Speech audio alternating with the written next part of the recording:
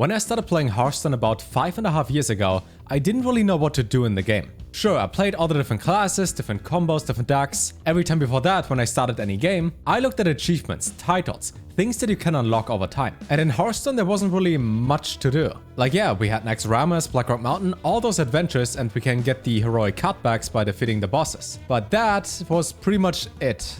There wasn't much else. Over the years, that did change a little. We got more and more additions to the game in form of single-player content. We got insane amounts of cards that nobody ever plays, and a bunch of hero portraits. Recently on YouTube, I came across this guy called Austin John, and he makes a bunch of videos for games, which are all titled things that you can do in that game, like after you're done playing it. In those videos, he compiles a list of things that you can do when you're pretty much finished playing the game normally.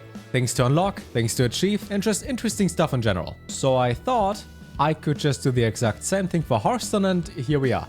I made this list of 39 different things that you can achieve in the game, that you can unlock, that you can reach. Depending on when you watch this video, what you can do in the game changes. If you watch this video in the future and we are already in phase 3 of this picture, meaning that achievements are already added to the game, maybe you just have a clear plan on what to do. And with that, I would say, let's take a look at things that you can achieve in Hearthstone. We start off with single-player content. All the battles against NPCs that require you to use the deck that you are given or build along the way to defeat every encounter and unlock various things. In the Book of Heroes, you can play as Jaina and Rexa so far, granting you a mage or hunter-specific card pack, which will disappoint you. At least it's free. The Trial by Felfire grants you the Rusted Legion card pack, as well as a Golden Countess when finished in the Challenges mode, which I haven't done yet because that's pretty hard. Finish every level in the Puzzle Lab with or without looking up the solutions to obtain this card pack. Play the Tombs of Terror adventure for a total of 15 card packs and an additional Golden Classic pack. Completing the adventure in normal and heroic mode each grants a different card pack. The same is true for the Dalaran Heist. In addition to 15 card packs and a Golden card pack, as well as 2 card packs for normal and heroic mode, you can get a Golden Zayli Shadow Cloak for completing all 5 chapters. Dungeon Run, Monster Hunt, and Rumble Run each grant a card pack for playing through at least once. If you happen to own the first 4 adventures, Next Ramas, Blackrock Mountain, League of Explorers, and One Night in Karazhan, beat all the bosses in heroic mode to unlock 1 card pack each. This is also true for Galakon's Awakening. A video on how to beat every heroic adventure should be in the top right corner. Unlock the alternate Paladin hero Arthas by winning against the Lich King with all classes that are not Demon Hunter. A guide for that can also be found in the top right corner. Unlock yet another alternate Paladin hero called Liadrin by playing until level 20 in World of Warcraft. You need to download the game though, and he's a free-to-play account if you don't own World of Warcraft already. This took me about 6 hours and was definitely not worth it. I mean, I absolutely loved it. It was great. Want more stuff that is technically free until you realize that you pay with your time? Here's Morgul the Oracle. You unlock the Shaman hero by recruiting a friend. For that, click on the friends icon in-game, click on the drop-down menu and select Recruit a Friend. I got this hero by inviting myself and creating an alt account. All you have to do is finish the Demon Hunter prologue, as the class will automatically be level 20 and finishes the recruitment. Your 2nd to 5th alt account, friend, will grant you a classic pack each. Don't forget though, you cannot skip the tutorial in-game. You have to play it again and again, whether you start a new account or you play on a different server for the first time. Play Heroes of the Storm for this card pack. From personal experience, I can tell you trying out other games can be fun, even if it's Heroes of the Storm. Just get through it, you can do it. Get to Legend and unlock this card pack. This is the main achievement we all have in the game, as it is the highest possible rank. If you want a cheap and fast deck to get there in no time, maybe try out the Token Druid I made a video about recently. You guys seem to like it, as it is literally the best deck in Hearthstone right now. Over 70% of all games played with it, and in a win. That is insane. Next, enroll in University in America to get the Dalaran Flame card pack, also known as the Testbar Esports card pack. Or just buy one off of eBay, which I obviously never did. I 100% went to America and yeah, don't ban my account, Blizzard. It's basically the Dalaran Heist card pack, but in an old design. Find a way to log into the game from an Android, iOS and desktop device for those 3 card packs. When these were released, there was an option to just change a word in a text file to let the game think you logged in from a different device. But this has been patched since, so here's what you can do.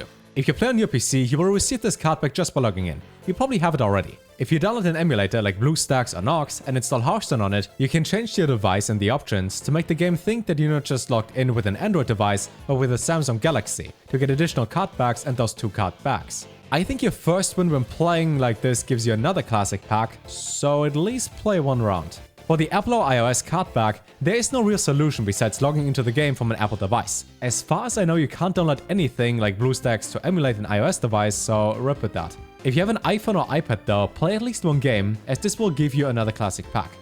If you happen to invest some time into getting various things so far, you might want to get this card back as well. In order to get this, you need to be in the same network with 3 devices, which for me was my PC, my phone and my iPad. You can use 2 emulators, BlueStacks and Nox, as well as your PC to get this card back as well. You need to play 3 games against any of your 2 alt accounts to receive the card back on your main account. Considering that you have to play through the tutorial on the new account though, this will take at least half an hour to set up. The last 3 card backs that you could technically get but very likely won't are the esports card backs.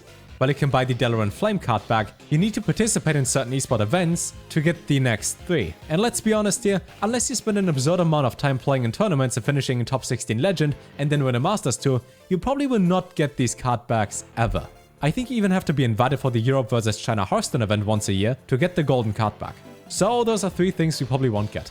The last things you can unlock are alternate hero portraits for 1000 wins. You do not just get golden heroes after your first 500 wins in ranked mode or arena, but at 1000 wins you get an even better looking portrait. If you were to play a hyper aggressive deck and farm wins at lower ranks against new players, this will still take at least 100 hours per class. And that is if you win 10 games per hour, which is insane. So if you do this for 1000 hours straight to get 1000 wins on all 10 classes, this will take you 42 days.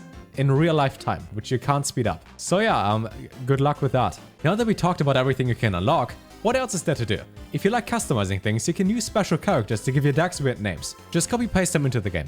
Go through your collection and get rid of all the new cards. If you want to maximize your dust, disinsert all the cards you don't play. This might take you a while, but most cards are quite bad, and if you're a free-to-play player, you need all the dust you can get. This is only to be efficient though. I encourage you to try out your own decks and see what you can come up with. Pick a card in your collection and build a deck around it. Recently, I opened a Golden Splintergraft, a card that sees play in no deck at all. What if I could build a combo around this? And I came up with an OTK Cthulhu deck, which deals a total of 52 damage, which quickly became one of my favorite decks. Finish all the hidden quests in the game. While some are going to take forever, like finishing the classic set to get 100 gold, other quests are not as complicated, like winning against all 10 classes of the Innkeeper in expert mode for, yep, another 100 gold. Get to 12 wins in arena at least once to have this key show up in the top right of your quest log. Learn the sequence of the Doom board for this hidden sound effect, the Angora sequence to make the volcano erupt, and the order for this firework on the Rastakan's gate. Shuffle 60 Scrolls of Wonders into your deck and let RNG decide the game. Get the hidden minion Mr. Biggotsworth to your hand. Create a Shutterbox Shaman that locks out the opponent and gives you more and more armor, because that is definitely a ton of fun for your opponent and they will absolutely love it. They might even leave the game to tell their friends about it. Win on turn 3 because this game is balanced. Make bad cards like Hamlet and Rend useful and win the game after so your opponent lost against somebody who played Hamlet. Summon an even larger and larger green man until you're maxed at 30 to see all the different artworks Jade Golems can have. While you're already playing Druid, why not get a ton of armor with a Linecracker combo? This can give you anywhere between 2500 armor to infinite within one turn. If you want to get some internet points on Twitter or Reddit, try to do this combo and deal over 1 million damage. To honor world champions of the past, play the decks in the current meta and see how many games you can lose in a row. Go to speedrun.com and pick a category to run. You will very likely be top 10, as speedrunning Hearthstone is not the most popular thing to do. But hey, your name will be in a list. Try to win a game in different ways. For example, use Mechathune as it has such a fun card, or Uther of the Ebon Blade with those 4 horsemen to see a different animation when you get that victory. Remind yourself of your Call of Duty days when you wanted to 360 no-scope people and drop that Holy Wrath for 25 damage face. This might be the cringiest point in here, but well, I wrote that down and I read that out loud, so yeah. Next one. Ruin other people's combos and day by destroying their win conditions. Take your opponent's deck and play it against them. You will probably lose though. Blow up the enemy's deck with Azari, which is 100% a good card, and getting it is easy enough for you to try it out.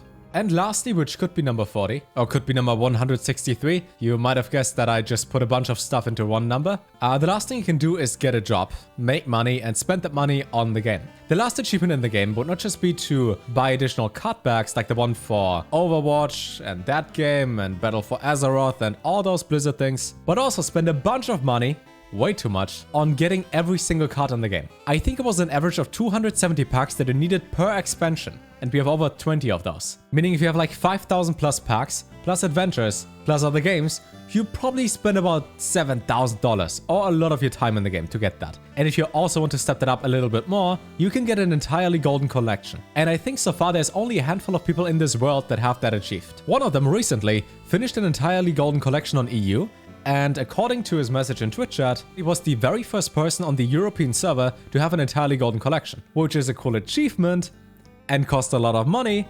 But if you like the game that much, it's interesting, it's pretty cool. With that, I leave you for now, but consider hitting the sub button, squad, because only like 50-something% of you are subbed, and apparently every single time a YouTuber mentions that, a bunch of you click that. So yeah, buttons to click. Wanna like? Cool.